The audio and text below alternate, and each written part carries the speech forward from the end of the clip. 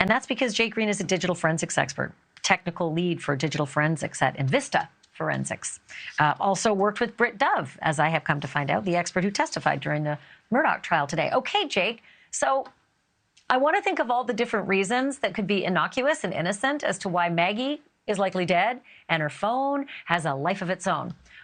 Tell me. There's not really any. That phone is moving because somebody is physically moving it around.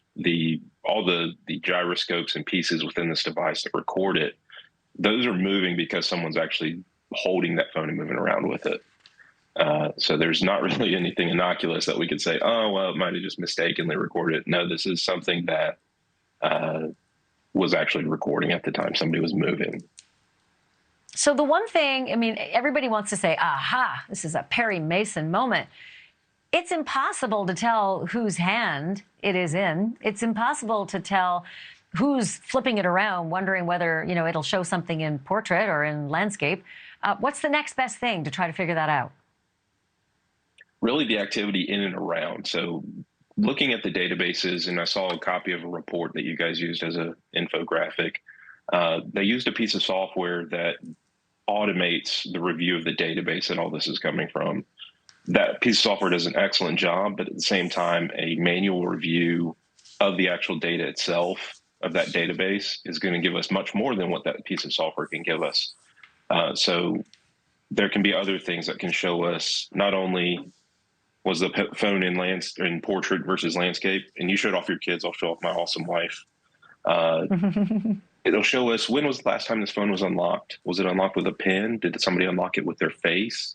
What was the brightness? What was the backlight? So my phone right now is off and it's on a black screen. If I pick it up and it's called raise to awake. So if you black screen, raise it, your screen comes back on. That setting is going to be within that database as well. So it may not be something that was pulled out by the automated software, but that database can definitely hold that piece of evidence. So in and around and what happened and estimating steps, could this person have taken that same number of steps to make it back to the house? That movement had to have occurred somewhere. So trying to place other pieces of evidence, as well as the physical evidence of DNA and fingerprints on the device as well. And that's how you would put that phone in somebody's hand. So the 59 steps, like Maggie's phone walked 59 steps after she's dead at 8:53, just minutes after she's dead.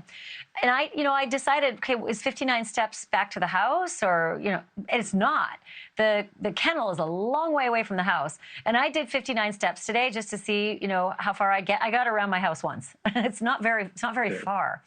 Is there anything that could be wrong? I always wonder if my step count is right. Like, is the iPhone really picking up every step, or could it be in a truck? Or, could there be errors? How accurate is this? I'm trying to think of what would someone be doing around a dead body for 59 steps. It's not very far. Yeah. So the things that we've seen in testing and research that other folks have done is there can absolutely be flaws. There's no known accuracy for, are those steps accurate within 5-10 steps? I would be more concerned with the estimated distance, as that is something that is measured with GPS within the location data within that device. So I would trust the distance more than I would trust the actual the step counts. Okay, well, that's interesting, but I do have this list I want to show you. I thought this was pretty damning, actually. It's Alex Murdaugh's steps, and there are so many of them, and it seems really frantic. It starts at 6:42, and it goes right through almost every 10 minutes or so. 6:42, 6:52, 7:03, 7:15, 7:28, 7:55.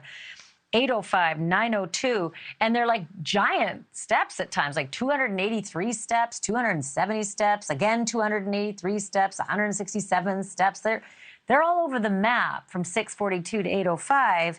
But he also says he took a nap, and I don't know. That's kind of impossible, isn't it? That's not the kind of mistake where you could say, well, the iPhone's not always accurate. That doesn't show that he's napping. Right. So keep in mind that the windows that we see within movements, those are typically the first indication of movement and the last indication of movement. So it's not saying that you took 183 steps within that 10 minutes. It's just that within that 10 minutes, it detected movement and it estimates it.